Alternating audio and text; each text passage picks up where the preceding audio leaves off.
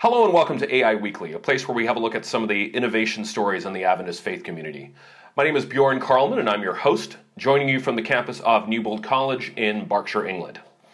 Last week, my wife, daughter, and I all tested positive for COVID. I filmed last week's episode while suffering pretty miserable symptoms. Most of the symptoms have lifted by now, but my daughter is bouncing off the walls with cooped up energy because she isn't allowed to go back to school until her mandatory self-isolation period is over. Now get this, the self-isolation period ends just as Christmas break begins, so this is turning into a supersized break from Newbold School, our local Adventist primary school, which, by the way, I totally recommend to families living in the area. Speaking of Adventist education, especially for older students, biology is a tricky subject for Adventist schools, especially when the topic of origins of life comes up. While the church teaches biblical creationism, legislation in some countries may require the teaching of evolution. And even where this is not a requirement for private schools, students do need to be prepared for standardized testing, which typically covers the topic of evolution.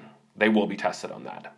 So what are Adventists to do? A recent book by the NAD, the North American Division of the Adventist Church, tries to answer this question. By Design Biology, the Scientific Study of Life, is a textbook for secondary school students.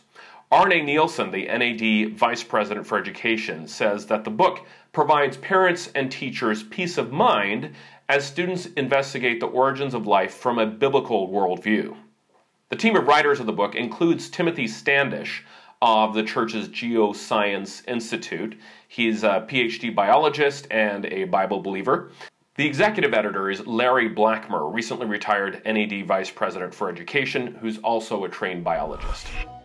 The textbook explores the Darwinian theory of evolution, providing students the opportunity to be thinkers and not mere reflectors of other people's thoughts, said Nielsen.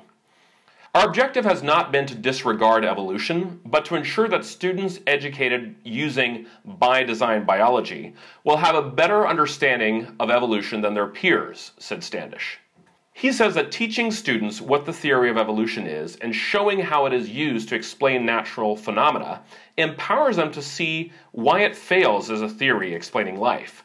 But showing a theory's inadequacies is only part of what is needed. Students should also understand that there is a better, more satisfying understanding of nature that liberates them to see all the beauty and wonder that God puts there and equipped us to discover. This book strives to share that emancipating view. That's Standish talking. Here's a question for the rest of us. How should we treat the worldviews of others as they clash with our own? Sticking our heads in the sand and ignoring what others believe is hardly productive. How can we educate ourselves so that we have meaningful conversations with those that think differently from us? Let us know what your thoughts are at facebook.com/AdventInnovate. Thanks for checking out another episode of AI Weekly. Join us next week for more Adventist innovation news.